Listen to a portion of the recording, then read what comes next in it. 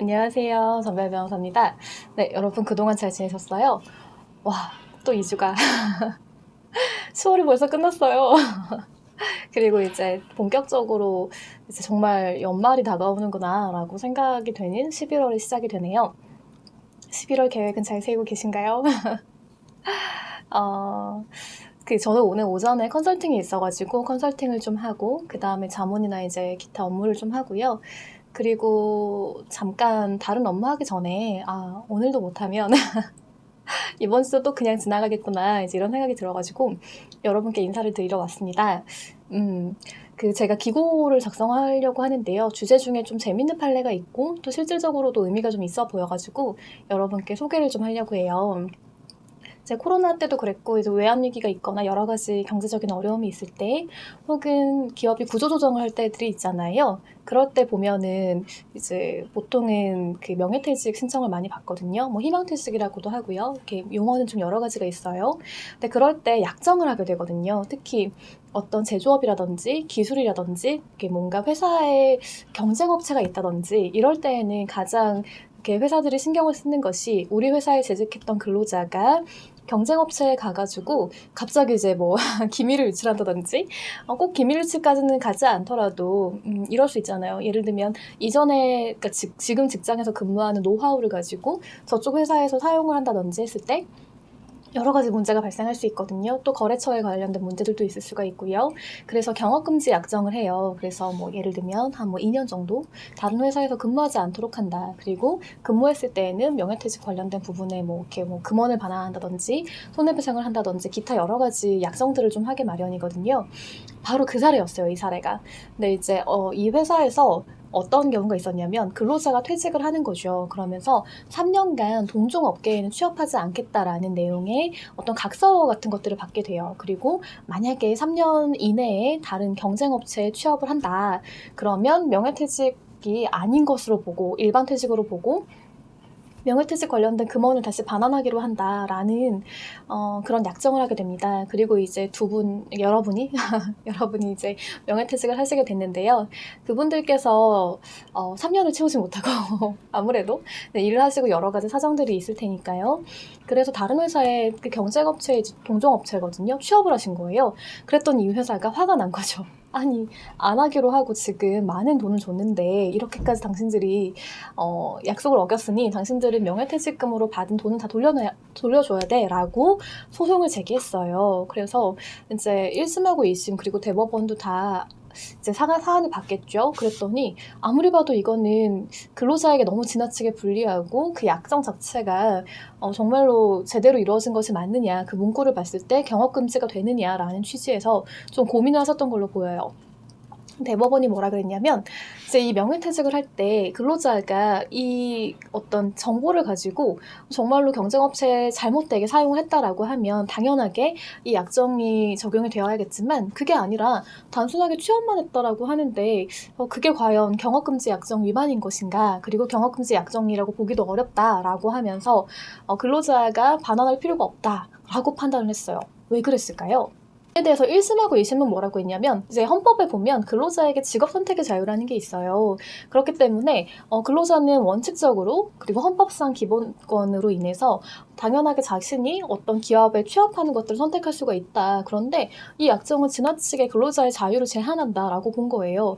그리고 기간도 보통 이제 경업금지, 즉 뭐 경쟁업체에 취업을 한다든지 이런 것들을 막는 것은 한 2년 정도이거든요. 그런데 기간도 3년으로 너무 길고 또 문제가 있었어요. 이 약정 자체를 잘 보면 특정한 어떤 그 부서라든지 아니면 기술을 취급하는 어떤 그런 근로자 이렇게 제한한 게 아니었어요. 범위를 제한하지 않고 명예퇴직을 하는 근로자 전부에게 동일한 내용으로 이제 약정을 받게 된 거죠. 그럼 어떻게 될까요?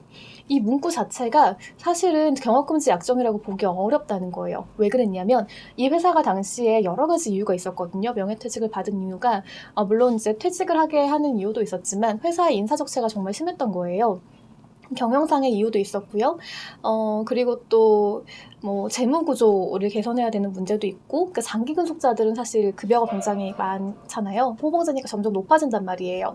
그것들을 해소하기 위해서라도 회사에서는 희망퇴직을 받아가지고 명예퇴직금을 지급하는 것이 오히려 더 안정적으로 회사를 운영할 수 있다라는 판단이 있었다는 거예요. 그런 경영 판단에 따라서 당신들이 했기 때문에 오로지 이 문구가 있다는 것만으로 경업금지를 인정하는 건 좀 어렵지 않겠냐라는 거였어요.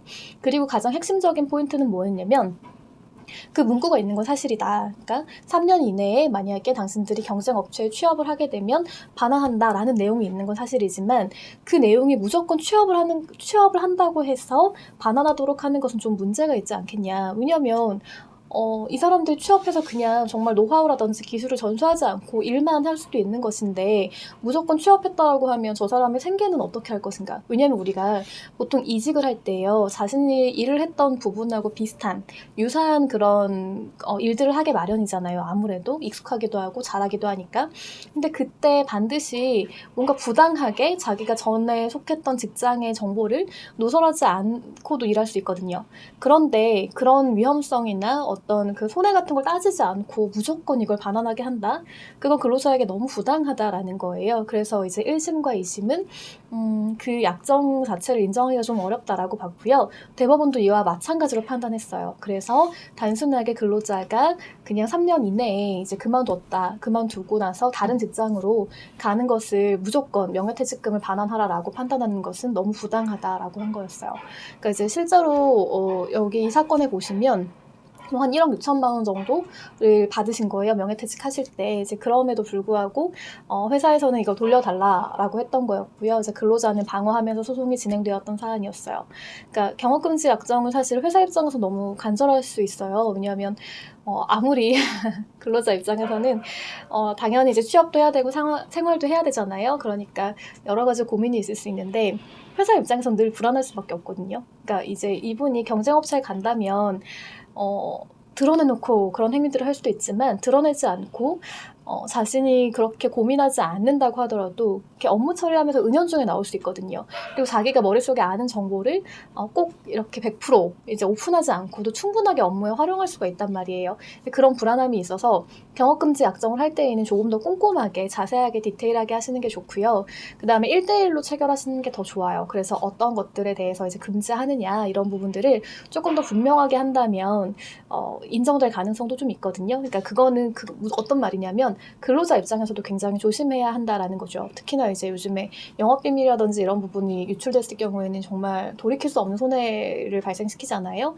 그런 부분들 서로 이제 잘 합의해가지고 그만두시는 부분들도 잘 원만하게 잘 해결할 수 있었으면 좋겠다는 생각이 들어가지고, 제가 오늘은 간단하게 이 사례를 소개를 해드립니다.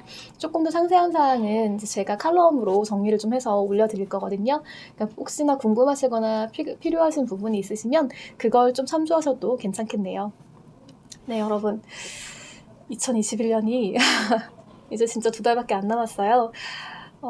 작년하고 올해는 진짜 좀 길었던 것 같아요. 저는 개인적으로 그랬거든요. 근데 이제 11월 되고 뭐 이렇게 위드 코로나 되면서 예전에 못했던 일들, 뭐 이렇게 모임이라든지, 물론 조심은 해야겠지만 대부분 이제 그 모이시는 분들은 접종 완료자이기도 하고 그리고 방역수칙 되게 꼼꼼하게 잘 지키면서 모이고 있잖아요. 그런 것들도 있고, 이제 조금씩 일상을 회복해 간다는 느낌이 아주 조금씩 들긴 해요. 아직도 멀었지만.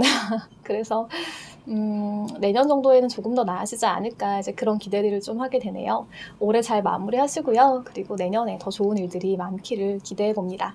네, 여러분 좋은 한 주 보내시고요. 저는 다음에 또 뵙겠습니다. 감사합니다.